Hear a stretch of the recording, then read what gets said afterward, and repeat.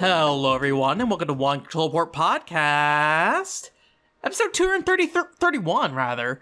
I'm Benjamin Yoder, here today, talking about video games. How'd last week go? How'd that week go with Ben of the past, whispering into your ear about Hollow Fragment yet again? I did not realize I had talked about Hollow Fragment on the podcast the week before as well, so whoops, double Hollow Fragment podcast for you back to back. I guess that game needs the attention. I don't know. I thought that I had talked about it elsewhere. I don't know where I was thinking I talked about it, but yeah. Apparently it was on the podcast, so there you go.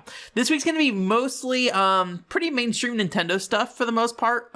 Mainly because I got a chance to play some Nintendo Switch Online. There's also some, kind of the usual kind of Mario games that I got to spend some time with kind of unintentionally. I was not really intending for this to be like a giant parade of big Nintendo first party stuff over this trip that I went on, but I did that. So I was down in Florida visiting my nephew. He's pretty into video games, so we did play a lot of video games. One being Mario Party Superstars, which seems pretty all right. I enjoyed it for the most part. If you don't know, Mario Party Superstars is the not really remake of the old Mario Party games, but it's like a compilation of Mario Party maps for the 64 board maps from those Mario Party games on the 64, and then like a combo of mini games from a variety of games, even up to some of the GameCube, and I think even the Wii one as well. So it's a pretty broad range of stuff. So it's kind of like, in some ways, it's kind of like a best of Mario collection, similar to that 3DS game. But I don't know if that 3DS game had like a board game element to it or not. I never played that 3DS one. I think it was like 100 Best Mario Party or something like that is what it was called. But anyway, so we played a bit of that. Nice looking game, but it is very much Mario Party. Definitely changed some aspects of the game as well. But I had fun with it, and it's a good time. And apparently, like the multiplayer in those games are like pretty solid these days. I mean, I have not played it online myself, but it seems like from the conversations I've been seeing is that the online element of it is pretty good at this point. So that's not something you can always say about Nintendo games. So I don't think I really have anything else to say about it, though. That's kind of it. Kind of in the similar maybe indifference feeling I have when talking about these types of games typically. I decided to play through Mario Kart 8 or Mario Kart 7 while I was on the plane. So I sat down and played through that. It's a weird game because it doesn't really when we talk about the core elements of what Mario Kart 7 is, it is very much kind of what Mario Kart 8 became in a lot of ways. Like, that game feels very much like a portable version of Mario Kart 8, although obviously 7 came first, right?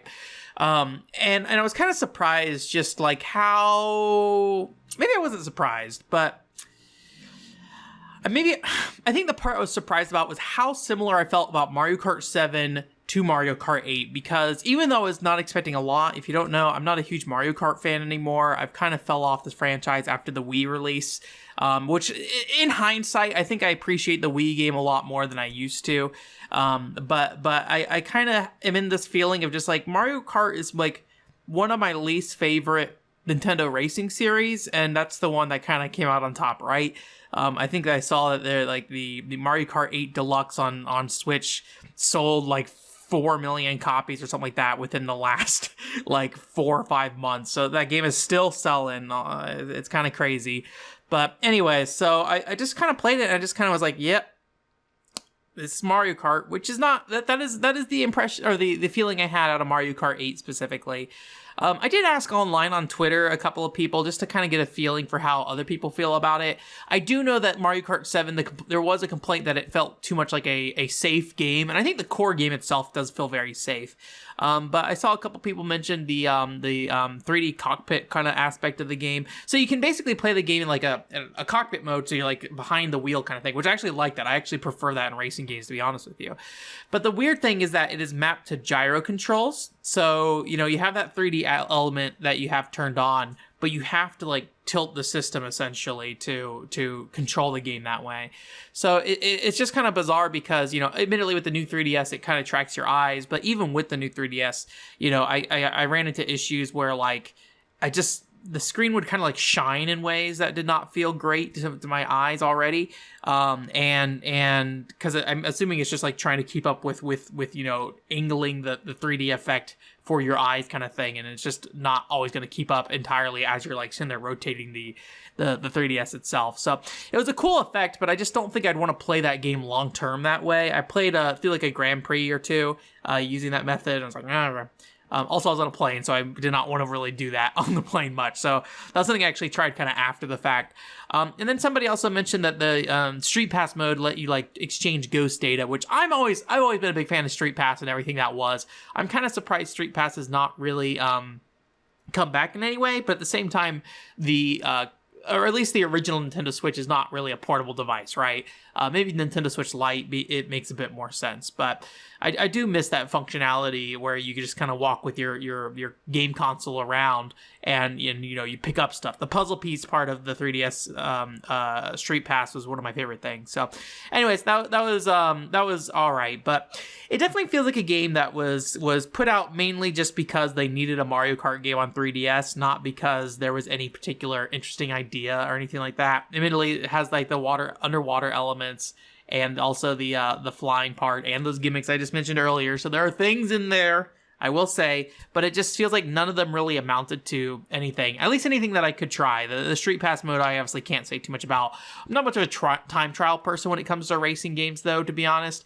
Even with Kanagawa Jet Girls, I got to the point that I was almost platinum that game, actually. But I did not do it because I was just like, I don't want to do the time trial mode for this. And it wasn't like anything hard. I think it literally was just like, hey, get a score on the ranking board in the time trial mode.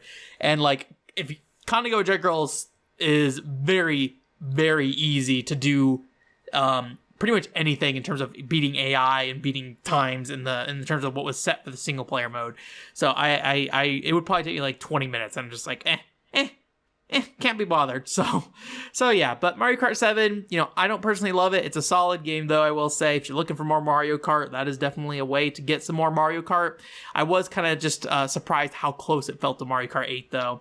I am still kind of hoping Nintendo does something different with racing games in the future, whether that be within Mario Kart or in another franchise, but, those games sell really, really, really well, so why mess with the formula, right? People still are loving them and still keep enjoying them, so yeah. So one thing I did when I was visiting my nephew is that he actually had Nintendo Switch Online expansion pass. So he has those Nintendo 64 games and Genesis games that got added on there. I was not expecting him to because his dad is very heavily into the emulation scene. So I figured he'd be like, I'm just going to emulate Ocarina of Time on the PC, even though, obviously Nintendo 64 emulation is kind of wonky on PC or whatever. But I didn't think about the fact that, like, they only have one PC, so, like, if he uses it to play 64 games, then he's occupying it, so it's, like, in the way of him, of the dad using the PC itself. But anyways, but that being said, like, so I sat down and played quite a few games on there. Mario Kart 64 was one of them. I think this also kind of was a weird thing where I am not somebody who I think values nostalgia very much. So whenever I play a game like Mario Kart 64, which is very much a childhood game of mine, so like keep that in mind when I talk about this. But that is a game I don't really value it that much. Like it's just I think my feelings on Mario Kart as a whole has just dampened. There's very little I will get excited about in Mario Kart outside of the red shell acting as a mine and Super Circuit, because that's rad. But Mario Kart 64, I was like not really expecting to sit down and like really enjoy it. But when I started playing it, I was like, man, this feels like it feels a lot more chaotic in a way that I enjoyed, that I don't feel like current Mario Kart games feel like. Obviously you're still getting hit by stuff as you're racing around and things like that.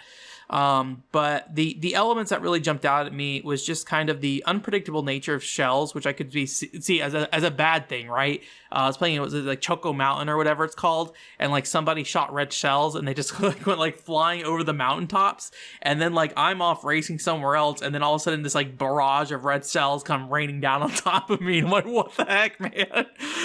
So there's just like weird stuff like that. Like I didn't really expect certain parts of how items reacted, and there's just kind of like some weird jankiness to that game in general that I think kind of adds some flavor to it, because it does feel in some ways a little like kind of unforgiving. The game is not like afraid to punish you.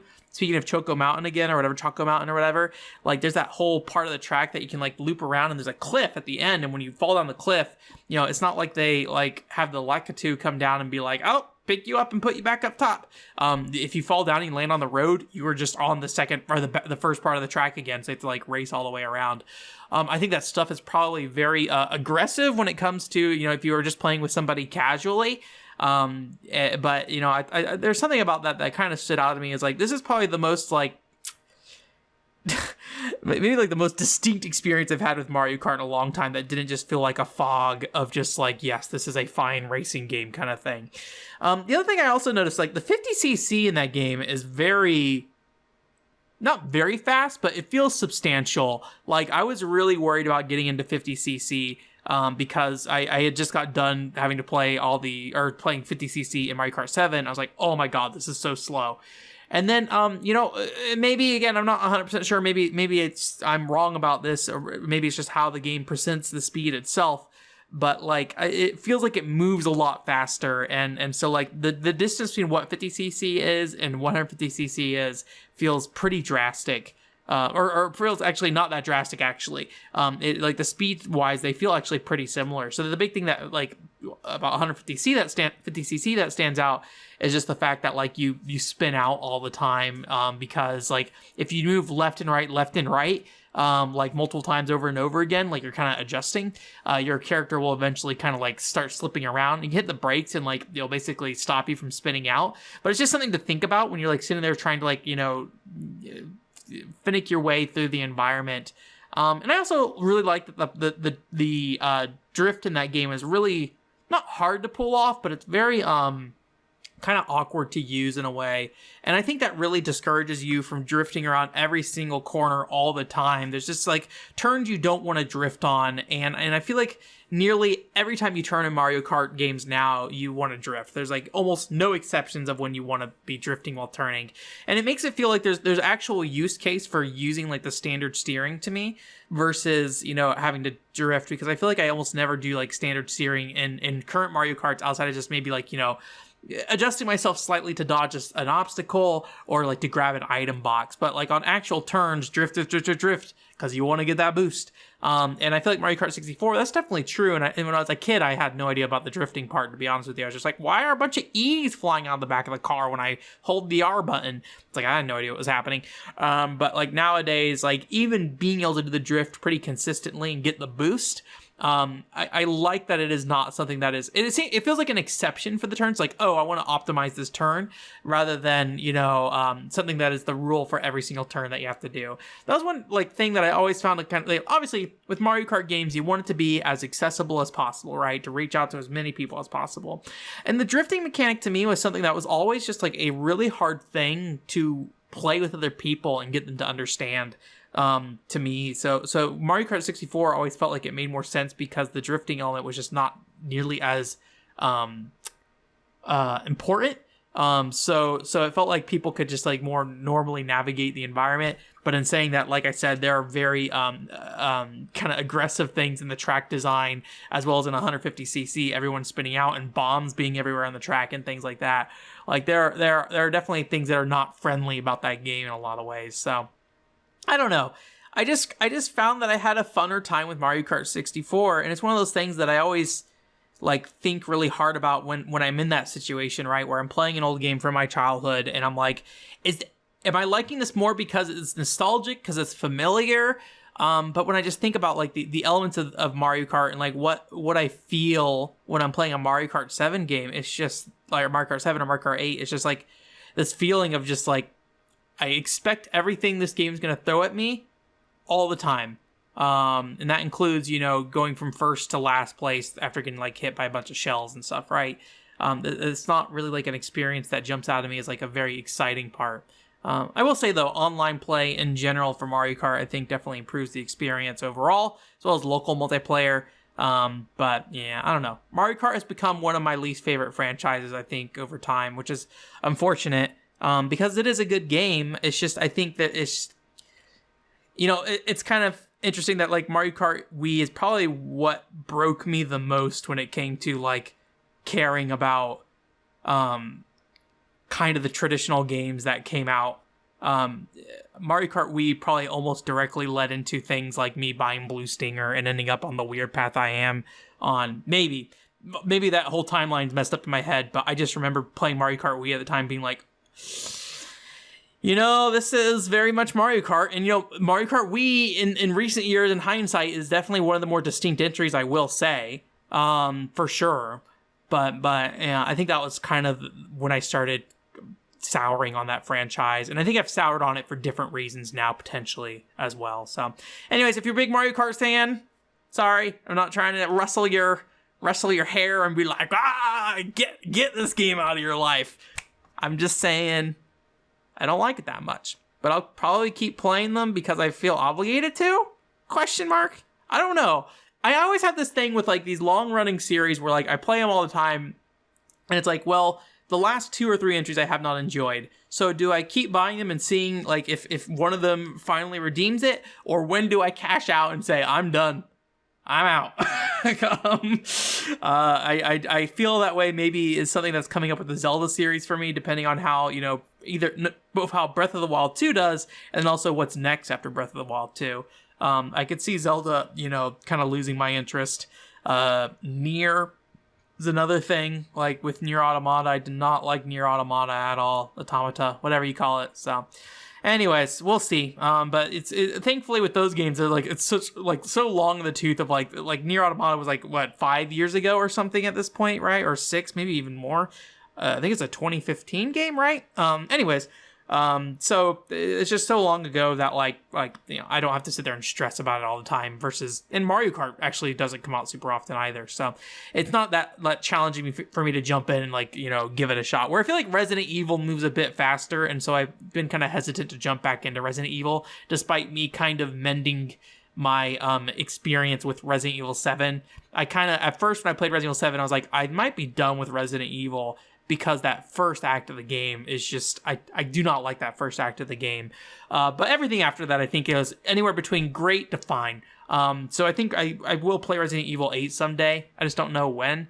I also don't know what, I haven't seen anything about Resident Evil 8 that really makes me be like, oh yeah, I definitely need to play this video game. But I do like the lighter tone of it for sure. And I like those kind of more cartoony villains and things like that. So maybe someday.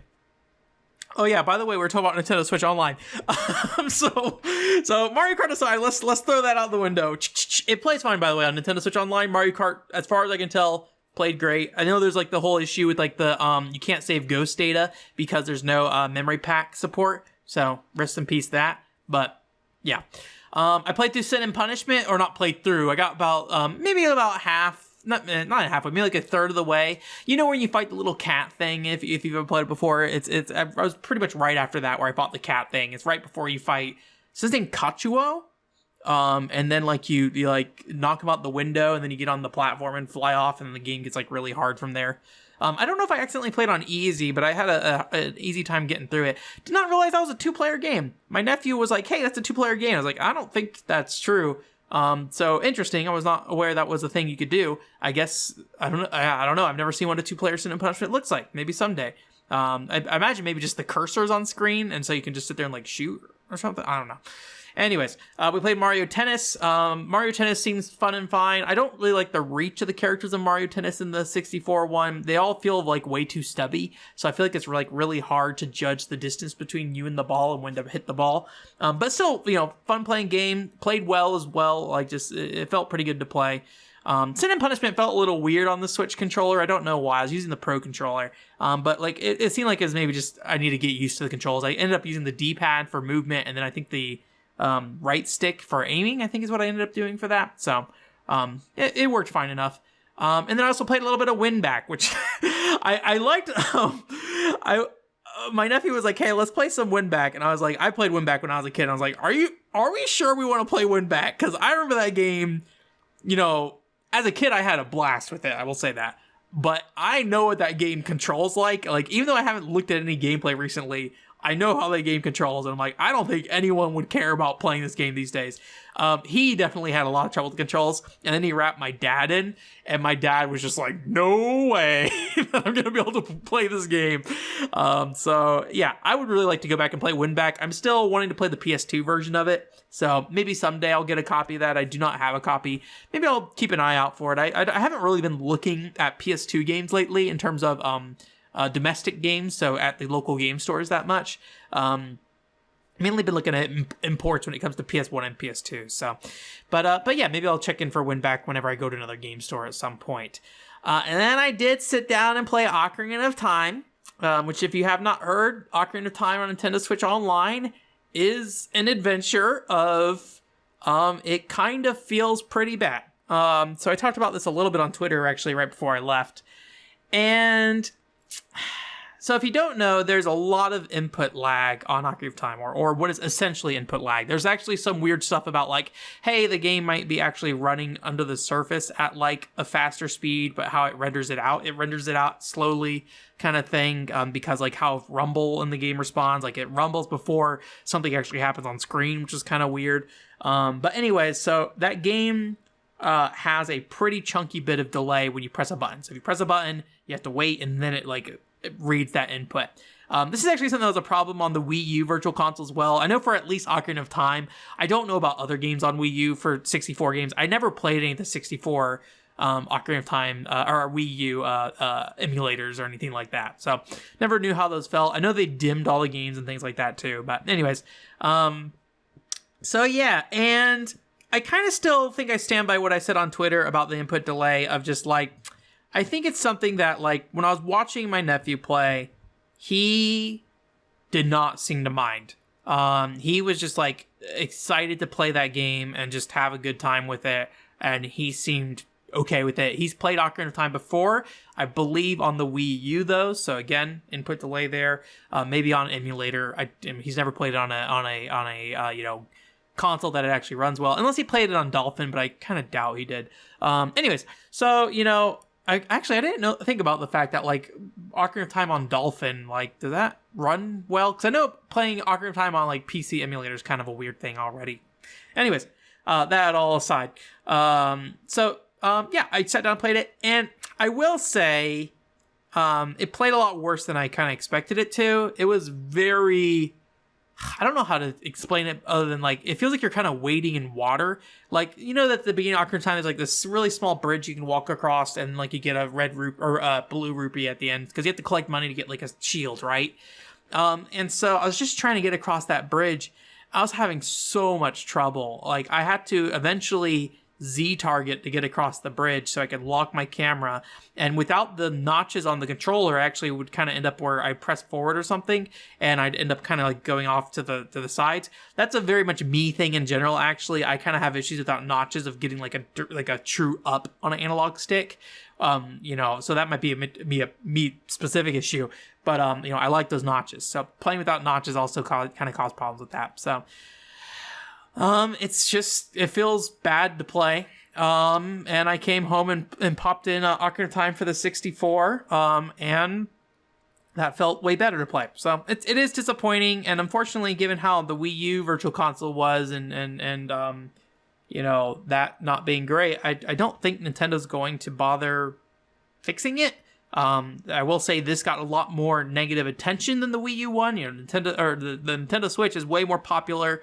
There's a portable aspect as well, and so it's got a lot more eyes. So hopefully Nintendo takes that feedback back, even if it's like they don't even say anything about it. They do like the PS4 C-bomb thing where they just like quietly patch it out and like, we're not gonna say anything, but you guys will figure out eventually that your games are your disc-based games are fine now. So yeah, but yeah, it's disappointing for sure. There's also a lot of like graphical issues with it as well. It's nothing like huge that you probably would like notice as a casual, really. At least nothing that's a huge deal. The big one that everyone was kind of freaking out about was like the Water Temple Dark Link fight. The aesthetic of that room is completely off because the fog is just basically almost completely gone. And then also the water texture on the floor does not look the same. I'm not quite sure what the problem is. It looks like maybe there's a layer of it missing, and there's like an underlying layer that's like a darker layer that shows. I could be wrong about that, but that is just like what it looks like to me. It's just like this weird blue sand looking thing. And it is only one room in the game, and it's a room that you just fight one guy in, right? One mid-boss in. So, like, from a gameplay experience, it doesn't really matter all that much. But I will say, you know, that is pretty much an iconic scene from that game, right? And I think the tone and the foggy nature and the reflective nature, and just like how they even present Darkling to you with like turning around, like they really put a lot of effort into that scene specifically, I feel like.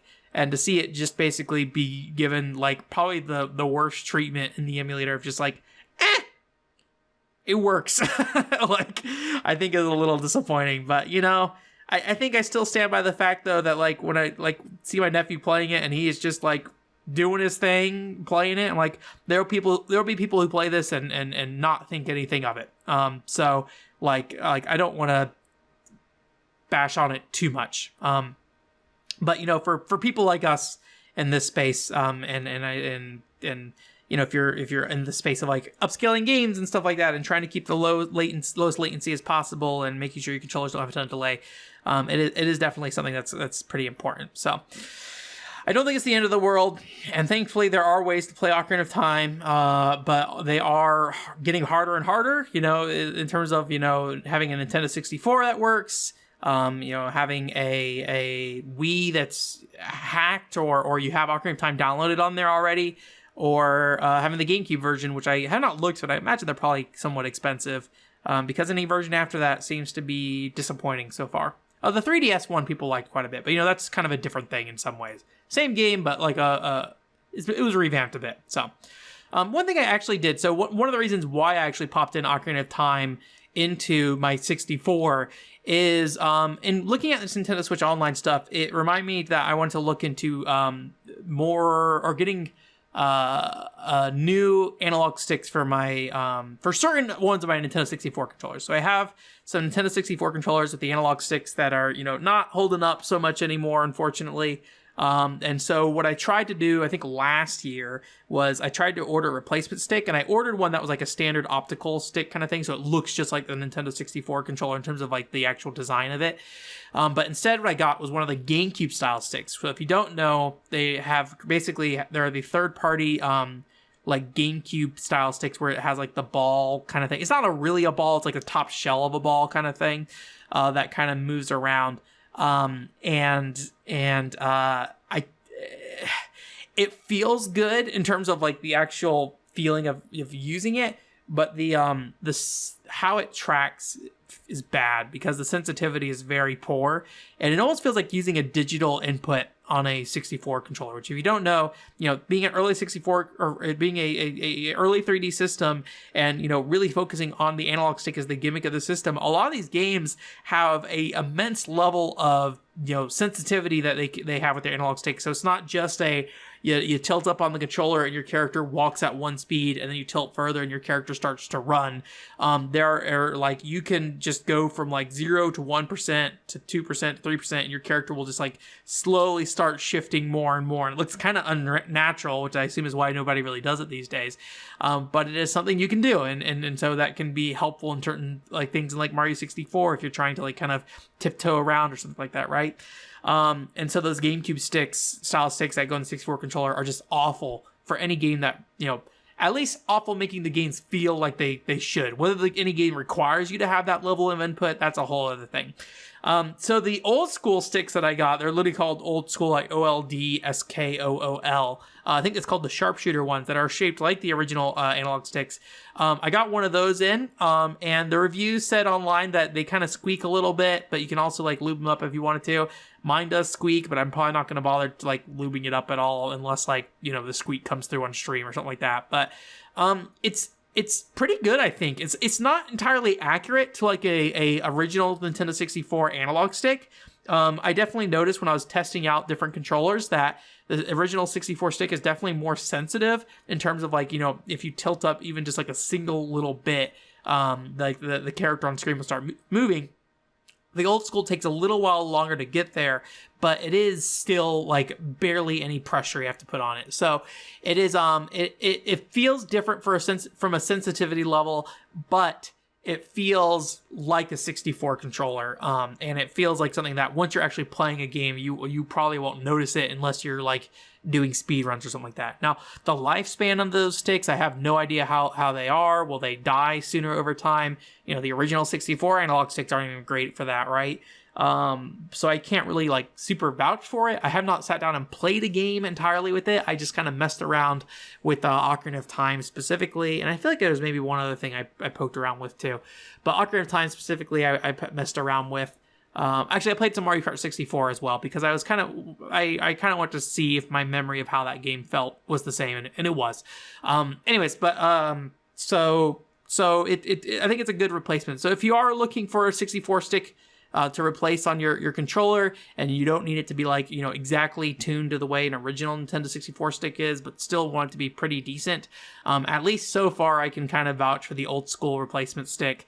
It's like $20, I think, online, so it is a little expensive, but you know, getting an original 64 analog stick is not exactly a cheap proposition these days. I think most people are gutting other 64 controllers for those sticks, and that's kind of it. There's also the Steel Ball series. I don't know if that is something that is regularly in stock, and I think they're also kind of pricey. I haven't looked at the price recently, but I remember looking at it once and being like, whew, this makes sense if I was like speedrunning the game, assuming it's legal for speedrunning. I don't know. So yeah, that is stuff I did on the 64. Bunch of 64 talk. I did actually start playing Active Life Outdoor Challenge. So if you don't know, I previously played Active Life Explorer, which is actually, I think, the third Active Life game. So Active Life Explorer was more of a like story, not even a story oriented, but it was more of a structured game in a lot of ways, versus Outdoor Challenge, which seems to be more of like a extra game and like having different exercise plans and things like that. It's like, oh, this plan takes about 5 minutes, this plan takes about 6 minutes, so forth and so forth, right? So Outdoor Challenge is definitely more limited in terms of progression. And stuff like that. And I did technically beat the game. I got the credits, but it doesn't really mean all that much. There's a lot more to that game that they want you to mess around with. You know, considering I can kind of mark it B at this point, I don't know how much longer I'll spend with it because I do have 2 more Active Life games. And then also there's still the possibility I'll look at the Switch version of Outdoor Challenge at some point. But one thing I was surprised by in playing Outdoor Challenge, which I guess I should specify if you have not listened before, Active Life series is one of the, it's part of the Family Trainer series. So if you remember on the NES, there's the Power Pad games where you have the pad on the floor. And those games were in Japan as well under the Family name, I think. And so this is a revival of that concept for the Wii. That was like around 2008, 2010-ish, in that range. So we have the power pad, and so you can like run on the power pad, step on different spots and things like that, jog. But one thing I was doing in Active Life Explorer is that like if I got really fed up with the game or something and I just wanted to move on, I drop my knees on the floor and just slap that pad with my hands, and be like, just to keep, like, just go. You know, just so I don't get frustrated so much. Especially for many games that I felt like the messaging of what you should do in them was not particularly clear, and so any kind of advantage I could get on the elements of the game or the mini game that I knew how to actually play well was a benefit, because there's like certain these time limits you have to fit under. So even if you completely fail a section, there might be like an alternative path out of a section. So you like that just requires you to slam on that pad as fast as possible. Active Life Outdoor Challenge is actually very good at making sure you are not using your hands. I think what it's doing is it is checking to make sure there's a foot on the pad at all times when you're doing things like jogging, when you're doing things like, you know, stepping around and things like that. However, I think there's a problem with that in terms of responsiveness, because if your foot is not in that right place, or something, then the game does not really respond to you doing anything. So I'm guessing they went more lax to kind of alleviate that and not be so, you know, sacred about whether or not you use your hands or not. Because I think that maybe it was just like a safety check they did to kind of avoid the hand slapping. And then ultimately it kind of created problems for when you're on your feet. Now, I could be wrong about that, but that is just my feeling based off what I was messing around with and just kind of playing around with. So But yeah, it's still a fun game, and it looks neat. The mini games are very similar to the ones in Explorers. So, do you need all 4 active life games? Well, I'll find out and let you know at some point, but I'm gonna guess not. so yeah. But I was glad I got to play that. So that was all I played this week. I'm just realizing I did not look at news this week. Whoops. So, I'm only going to do the one news story I had set aside, actually. So if you remember, a long time ago, I used to talk pretty frequently about a Square Enix franchise called Million Arthur. This was a mobile game in the gacha fashion with a bunch of King Arthurs that are all, there's a million of them, I guess. I don't know how many there were, but the name is Million Arthur. And it had like a web series that was super fun and that I enjoyed quite a bit. And there's quite a few games. There's like an action mobile game that came out, and then also like a VR game, and then there's the fighting game on PC too. But unfortunately, all the games in that franchise kind of just shut down. At some point, I think the franchise just lost its momentum. And that was something I actually kind of figured out on my own on the wiki or on the podcast. I think there's a podcast where I talked about it because nobody was reporting on this franchise dying. And I was like, oh, I'm just seeing this franchise die right in front of me and nobody cares in the Western market, at least. So yeah. I think I updated the wiki page to have all the information about the game shutting down and everything. But Million Arthur came back. I read about this, but I don't think I talked about it on the podcast. And there's probably a good reason why, and that it came back as like I don't know if you call it like a game, but basically it's like digital cards associated with NFT, which I think is like non-fungible tokens or something like that. I'm going to tell you right now, I do not understand NFTs. I don't understand the significance of them in terms of a game space. Maybe someday I will need to understand them, but I have not done the research about them. I do know that they are contentious. I don't want to sit here and say anything about something I don't understand, though. I don't know if people are just, reacting suddenly or if they are have legitimate concerns, right? So, and while I'm happy to hear your thoughts on it in the comments if you want to, I will say I'm not really the person to ask about NFTs. I'm just trying to keep my mouth shut about them because I don't understand, and if I want to do the research and figure it out someday, I will. And if it becomes a thing in video games, I will have to at some point. But I was surprised to see that apparently the digital card experiment they ran with NFTs, which are basically like, again, I don't really understand them, but I guess you could. I think the way I understand it at this point is like basically you're kind of owning or copywriting an image or something like that. So in the case, this case is a digital card. So I guess you are the only person who owns that digital card image. And in my mind, that correlates with like, hey, you have the copyright for that card. That's probably not actually 100% accurate there. So don't sit there and be like, that's completely wrong, Ben.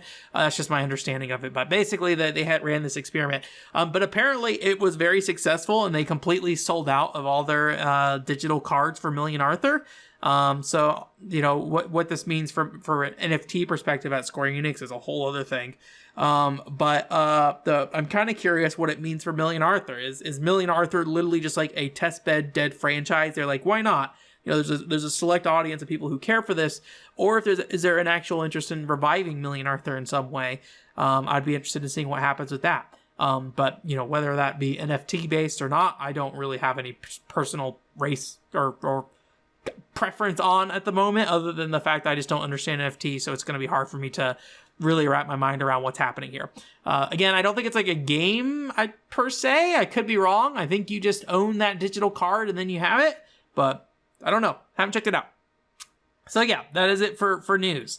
In terms of stuff that's been upcoming stuff. So hey, it's November. I'm sorry I didn't post anything the first week of November. That's not because I didn't have anything to post.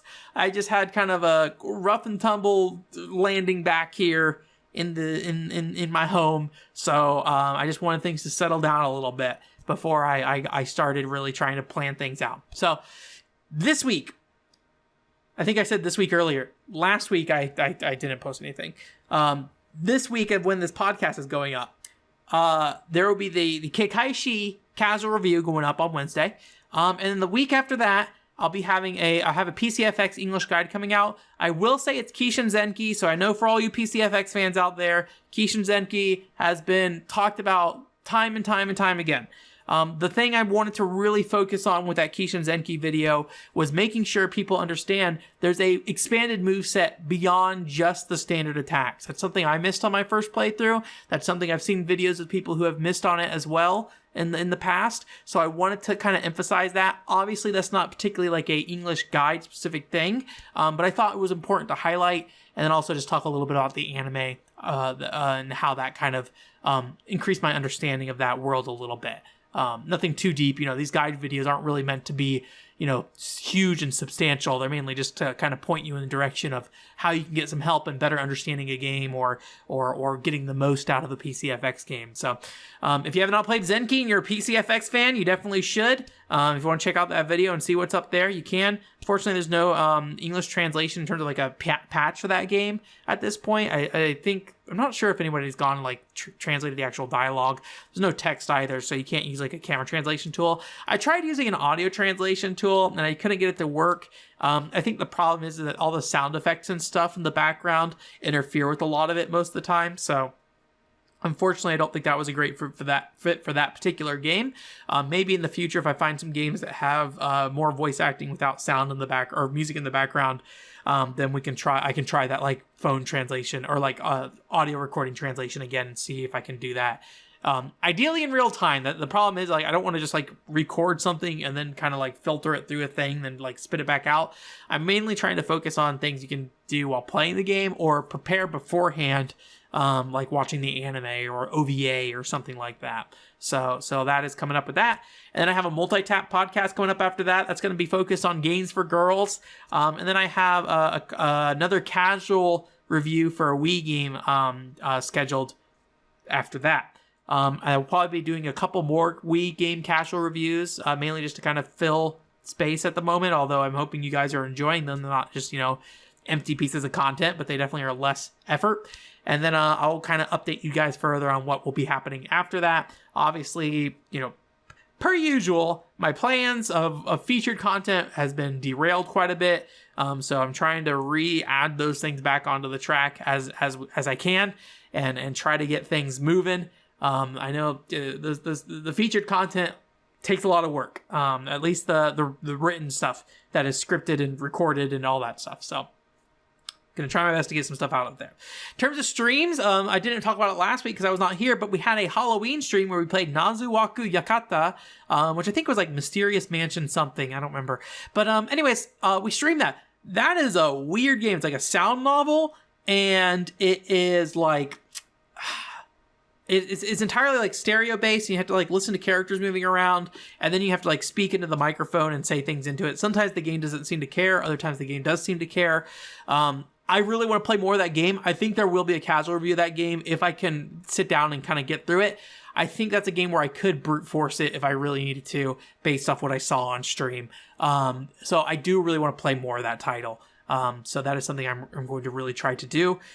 We also started up sort of a Tyria this last week. So Naza, the Halloween stream was like 2 weeks ago. Whenever the week before Halloween was when that was. But we started up sort of a Tyria. That's a Konami kind of third-person action game where you juggle enemies around. I'm enjoying that quite a bit. If you're a fan of like the 3D Castlevania games on PS2 and Xbox, I definitely would recommend taking a look at that game or watching our stream of it for a little bit. Same composer, Mishiru Yamane. So great music, very much in the PS2 style of Castlevania music, in my opinion. And there's just like a lot of really good character art in that game. There's just a lot of attention to character portraits, the reactions they have to characters. I feel like almost every other like portrait I saw during dialogue was just like a unique frame of like emotion that a character had, which I thought was kind of fun. And things like that. There's also cat butt. One of the character portraits is just a cat with his butt in the screen. So I was like, all right. Then he had a cat belly button. I was like, oh man. So yeah. That's all good fun in that. And one other thing I would want to say potentially is one thing I want to do. I was thinking about this where like I've been struggling with this since like Final Fantasy 15. I may have mentioned this before on podcast. I don't remember. It's been too long. But I've been really wanting to play RPGs since like more frequently. It's been a problem with me since Final Fantasy 15. I just have struggled to get through RPGs since then. That is very much correlated with the kind of the focus of mine on putting out content, regular content. It gets in the way of me playing RPGs. It's the short of it. So I wanted to kind of find a way to better secure time for those kind of games. So what I think I'm going to try to do going forward is have a day of the week that I dedicate to just playing a single player game, or if it's a multiplayer game, like a non-committal multiplayer game, like a game that I'm not specifically doing with a group of people. I'm just playing on my own or something like that. I depending on how I feel, I may stream when I do this. It is not something that will probably be pre-planned. It will be something that will probably just very much come down to how I feel in the moment. At the moment, the plan is to do this on Fridays. Again, not guaranteeing a stream. It will probably be more likely you will not see a stream, but I may potentially do that. Big reason why I was able to make it so I can record video games while I stream now. And as far as I can tell from the test I did with Sword of Eteria, it is working well. So I'm going to continue to do that for now. And so if I feel like it, I may stream. It may be Fridays. I don't know. I'm not going to probably update you guys on what that potential day is unless I really set like a hard date again. And I'm like, you might see me on Wednesdays or something like that instead. So, but yeah, so potentially there will be some bonus streams out there, but again, do not expect them. Just, if you see me streaming on a Friday or something, it's because I just felt like it. So we'll see. Anyways, that's it for this week. Oh, this is pretty long. Thanks for coming. OneController.com is the website. And I think that's all I got right now. So thank you, and I hope you have a great week. Bye.